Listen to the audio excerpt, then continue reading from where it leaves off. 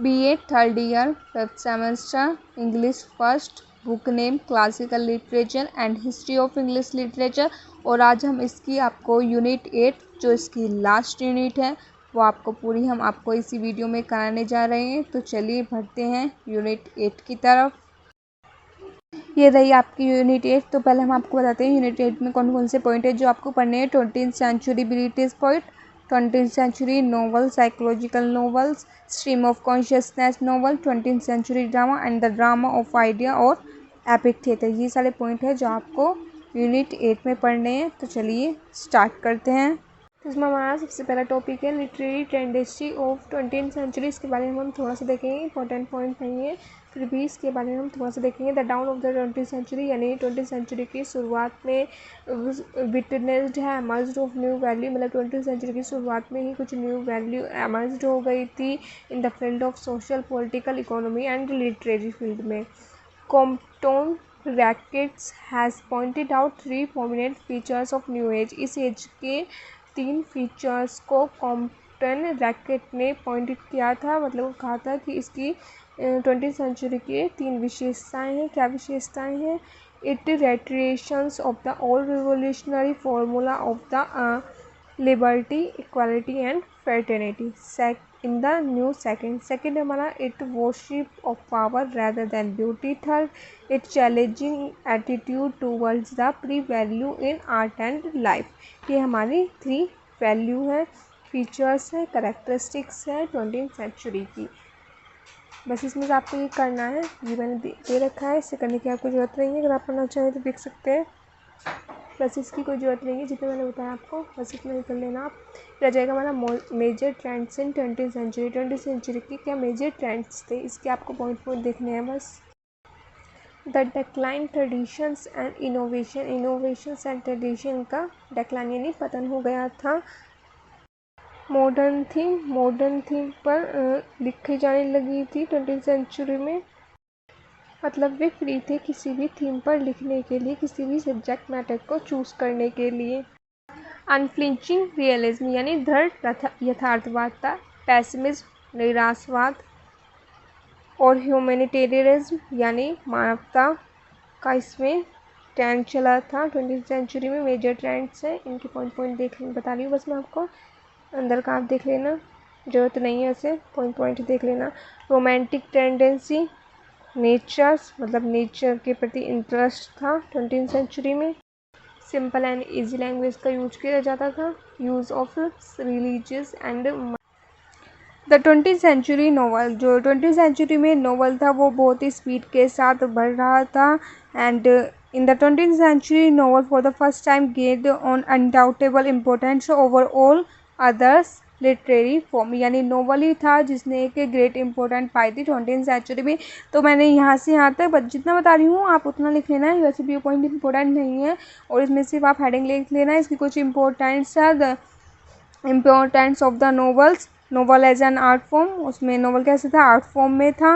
अंदर का आप लिख सकते हैं, अगर किसी को फिर भी देखना है अंदर का तो वो देख लीजिए, यानी आप सिर्फ हेडिंग ही लिखिए। सेकंड है हमारा realism.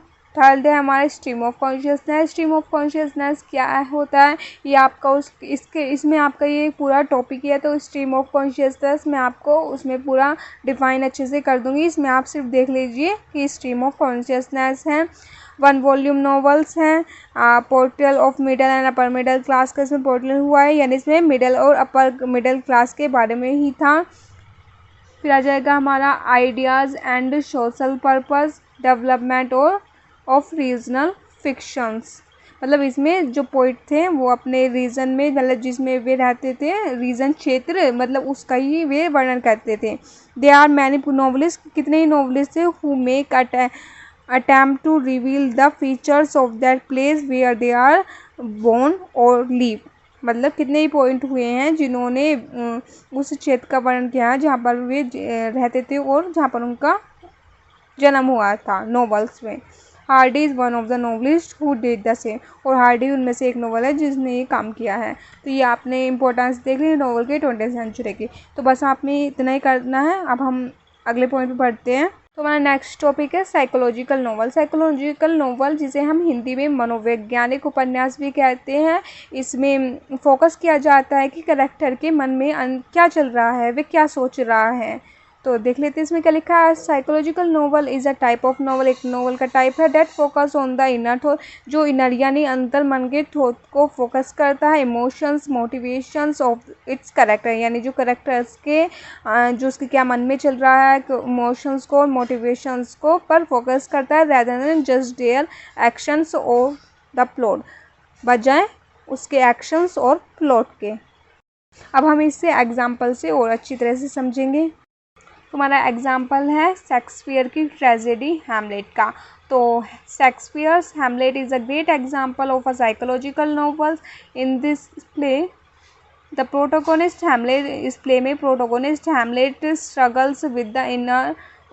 Struggle with the intense inner conflict, वह इनर कॉन्फ्लिक्ट से संघर्ष में फंसा हुआ था। After the death of his father, उसके फादर की डेथ के बाद, एंड हिज मदर, और उसकी मदर की quick remarriage with his uncle, यानी उसके चाचा के साथ उसने, उसके फादर की मतलब अपने पति की मृत्यु के बाद उसने जल्दी ही अपने देवर, चाचा हुआ ना इसका, हैमलेट का चाचा हुआ और इसकी हैमलेट की मदर का देवर हुआ, उससे मैरिज कर ली जल्द ही। Who is also a suspected, जो कि सस्पेक्टेड था ऑफ मर्डरिंग हिज फादर, जिस पर मतलब जो सस्पेक्टेड था कि इसके अंकल, हैमलेट के अंकल ने ही हैमलेट के फादर का मर्डर किया है। Who is also a suspected of murdering the father. Hamlet thoughts and emotions turmoil, particular his contemplations of life, death, and revenge drive the narrative forwards, making the play a rich psychological explores of grief, इंडेंस and moral. तो ये था इसका example, आपको इसे note करने की ज़रूरत नहीं है, वो तो मैंने आपको एग्जाम्पल के लिए बता दिया था। वैसे ये क्वेश्चन साइकोलॉजिकल नोवेल आप में वैसे में पूछा जा सकता है, तो उसी पर्पज़ से मैंने आपको बता दिया है, बस आप वही इसका देख लेना। अगर लिख सकें तो बस ये एग्जाम्पल पढ़ा तो दिया ही है मैंने, आपको याद रह ही जाएगा, तो उसे आप एग्जाम्पल को खुद ही बना के भी लिख सकते हैं। अब आ जाता है next point, stream of consciousness. ये एक लिटरेरी टेक्निक है। इसमें राइटर करेक्टर के थॉट को जैसे उसके मन में चलते हैं वैसे ही उसे लिख देता है, उसमें कोई फिक्शनल या बनावट नहीं करता। कहने का मतलब है जैसे आप पढ़ रहे हैं और आपका पढ़ते पढ़ते ध्यान कल आपके कॉलेज में पार्टी हुई थी, वहाँ पे चला गया कि पार्टी में मैंने ये करा, फिर आपका वहाँ से ध्यान हटकर परसों पार्टी होगी उस पर चला गया कि उस पर आप क्या पहनेंगे। मतलब आपके एक करेक्टर उसके मनोभाव को बताता है, वो कहाँ एक जगह से हट के दूसरी जगह पे एकदम विचार करने लग जाता है, उसके थॉट्स को दिखाता है कि करेक्टर्स के मन में क्या चल रहा है।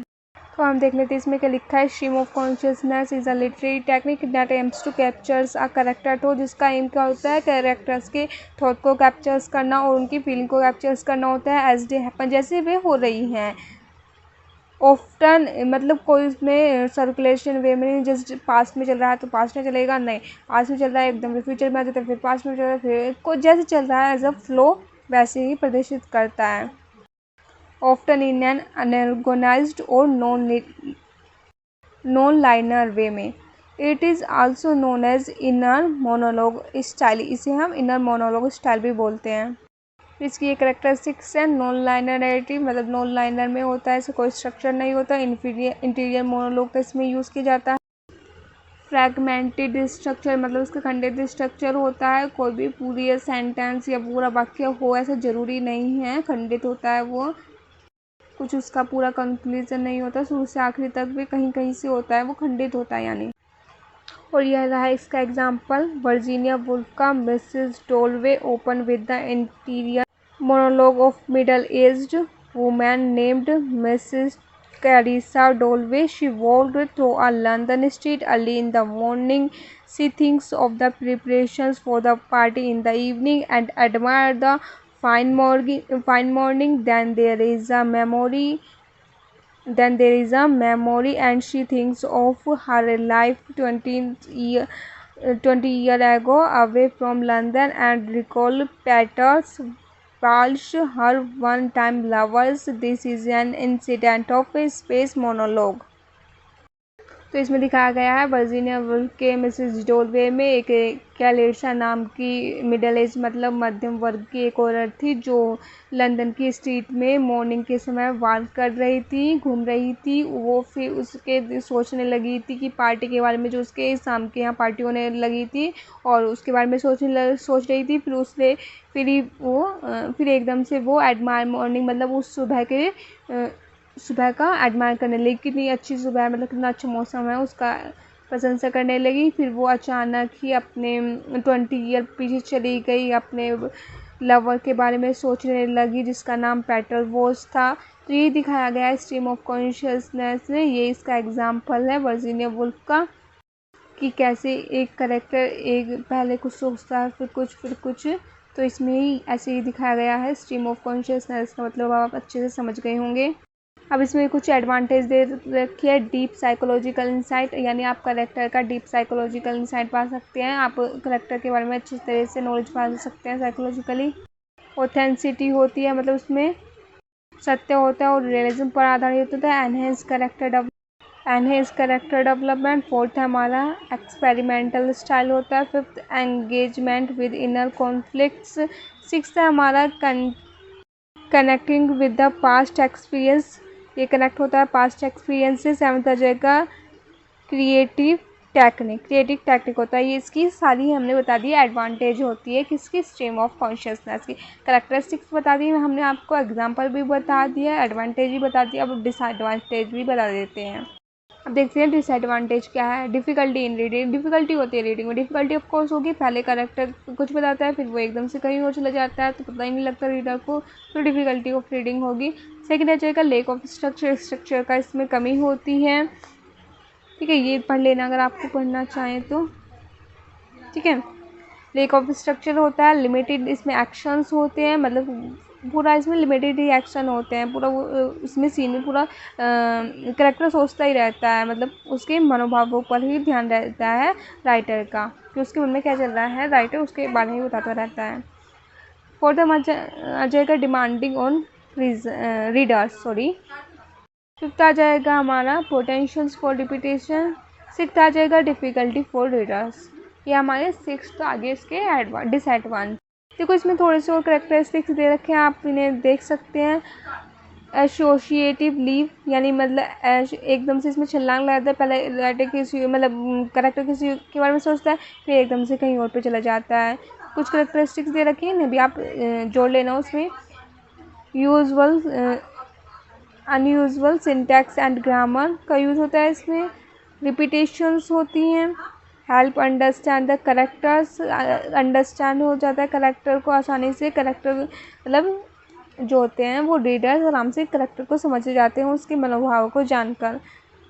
फिर आ जाएगा हमारा explorations of the unconscious mind, मतलब उसके पता लग जाता है कि करेक्टर के अनकॉन्शियस माइंड में क्या चल रहा है। मल्टीपल पर्सपेक्टिव होते हैं।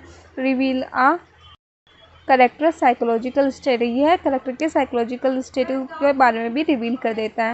तो ये तो हमारा पूरा कंप्लीट हो गया। चलिए बढ़ते हैं अगले पॉइंट पर।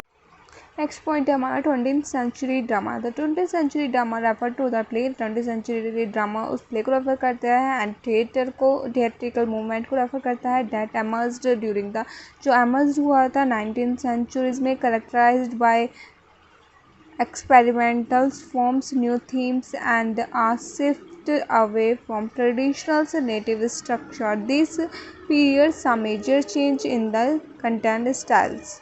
मतलब इस पीरियड ने मेजर चेंज कंटेंट स्टाइल में। अब इसमें कुछ मेन ट्रेंड्स हैं 20th सेंचुरी ड्रामा के, ये है। फर्स्ट है modern drama is characterized by realism. Second है modern drama is essentially a drama of idea rather than action. Third, romanticism to found its way on modern drama. Fourth, poetic flavor popularized by host of dramatists. History and biographical play developed in modern dramatical literature. Sixth, inspirationism constitutes another important features of modern drama. Seventh, Expressionism, another features of modern drama. 8. There is a reveals of comedy of manners. Ninth, in modern drama there are elaborate stage directions. 10th, the three classical units of times, place and actions and journals maintained. ये था पूरा 20th century drama. Important नहीं है, बस आप अगर आपको देखना है तो देख लीजिए, इम्पोर्टेंट बिल्कुल भी नहीं है, चाहे आप इसे स्किप भी कर दें।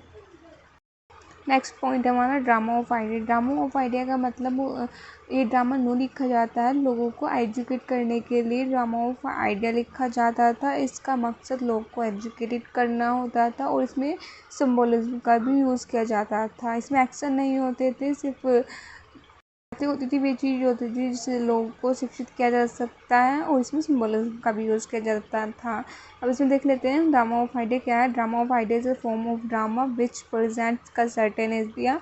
एक फॉर्म ऑफ ड्रामा है जो सर्टेन आइडिया को प्रेजेंट करती है और थ्योरीज इन ड्रामेटिकल फॉर्म, और थ्योरीज को प्रेजेंट करती है इन ड्रामेटिक फॉर्म में। It is a type of discussion play, एक यह टाइप ऑफ डिस्कशन प्ले है। Drama of idea is a form of drama, एक फॉर्म ऑफ ड्रामा है that emerge in the late 19 and the early 20 century, जो late 19 और early 20 century में emerge हुई है। Focusing on the social political and philosophical issue, जो focus करते हैं सोशल पॉलिटिकल और फिलोसॉफिकल इशू में rather than plot or characters development.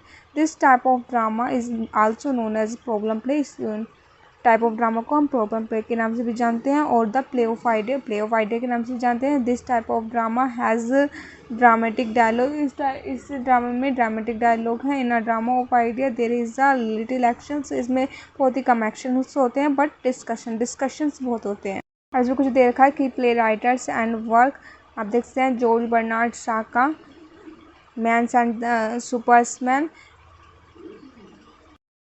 And Superman, आपने ये स्टोरी पर भी रखी है। इसमें आपने देखा है सिर्फ डिस्कशंस ही होता है, लव और वॉर्स पर debates, love marriage and the purpose of life पर कुछ एक्शन खास नहीं होते। इसमें एक्शन होते ही नहीं खास क्या, ठीक है। तो मैन एंड, इसका जॉर्ज बर्नार्ड शॉ का है इसका example man and the Superman और आर्म्स एंड द मैन, ये राइटर हैं और इनके दोनों प्ले हैं जो इसके एग्जाम्पल है ड्रामा ऑफ आइडिया के।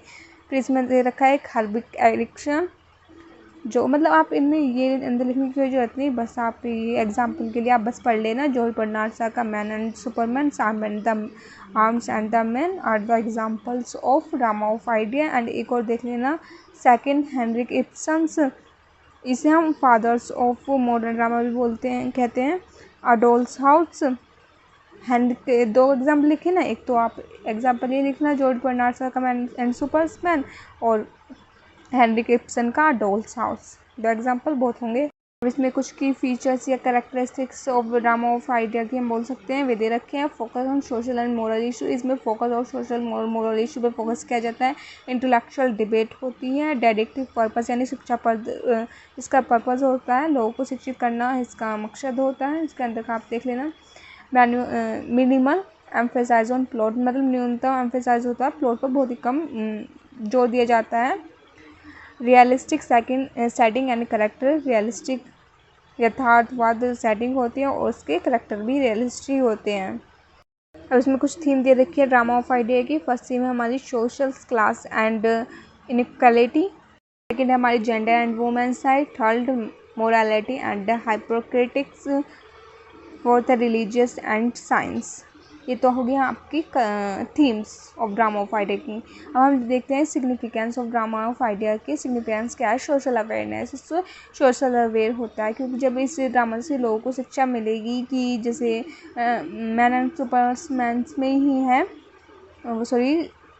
जॉर्ज बर्नार्ड शॉ का ही प्ले है मैन एंड सुपरमैन, आपने पढ़ा भी है। इसमें लव वॉर के बारे में बताया जाता है, तो वही आपको लोगों को शिक्षा देने के लिए, उनको एजुकेट करने के लिए ड्रामा होता है। उनका मकसद ही लोगों को शिक्षा करना होता है, इससे सोशल अवेयरनेस आती है, लोग जागरूक होते हैं। तो इसकी मेन थीम है सोशल अवेयरनेस। सेकेंड हमारी influence on modern drama, third है हमारा प्लेटफॉर्म ऑफ रिफॉर्म्स, ये रिफॉर्म्स का प्लेटफॉर्म्स हैं। मैंने play right of the drama of ideas drama of idea use the stage of tool for social reform. इसको drama of idea को use करते हैं सोशल रिफॉर्म के लिए, मतलब ये प्ले लिखते हैं जिससे सोशल रिफॉर्म आए। ठीक है, ये फ्री कंक्लूजन दे रखा है, ये आपका ख़त्म हो गया ये पॉइंट। अब अगले पॉइंट की तरफ बढ़ते हैं। ये हमारा लास्ट टॉपिक है एपिक थिएटर, और ये इम्पोर्टेंट भी है लॉन्ग के लिए, लॉन्ग में तो नहीं है बट शॉर्ट के लिए इम्पोर्टेंट है, वेरी शॉर्ट के लिए सॉरी। तो इसे देख लेना एक बार अच्छे से। एपिक थिएटर क्या है? Epic theatre is a form of theatre, एक फॉर्म ऑफ थिएटर है developed by German play writer, जो जर्मन प्ले राइटर वाला जर्मन प्ले राइट द्वारा डेवलप किया गया था, और उनका नाम है Bertolt Brecht. In the early 20th century में it is known for the breaking tradition, ये जाना जाता है breaking tradition conventions of theatre to emerge critical thinking rather than emotional immersion.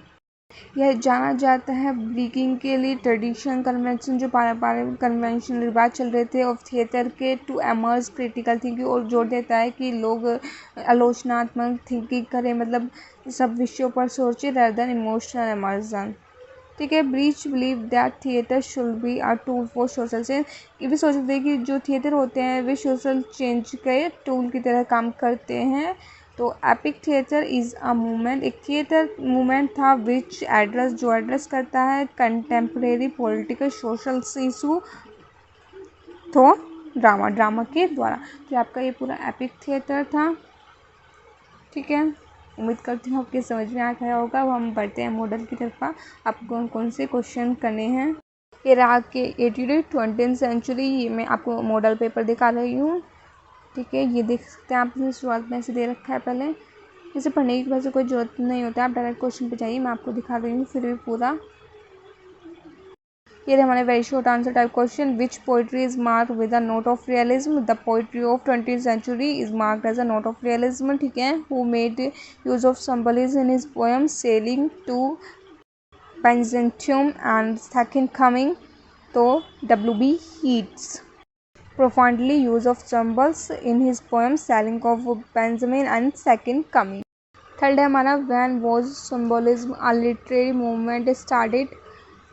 Symbolism a literary movement was started by a group of French poet in the late 19th century. Group of French poet द्वारा start किया गया था late 19th century में. Who was Karl Marx? Karl Marx कौन था? Social political and economic theorist था. Write a name of the best drama of idea in English literatures. ये है best drama a play of love by John Heywoods, arms and the man by George Bernard Shaws, getting married by John Bernard Shaw, strange interlude by O'Neill. बस इतने याद कर लेना, इतने ही बहुत है. Sixth, what is precious of new drama? who is precursors of the new drama in England also known as the drama of idea? तो George Bernard Shaw. who are known as war poet in the stream of modern poetry? There was a group of young poets who was directly involved in the First World War. They are known as the war poet in the stream of modern poetry.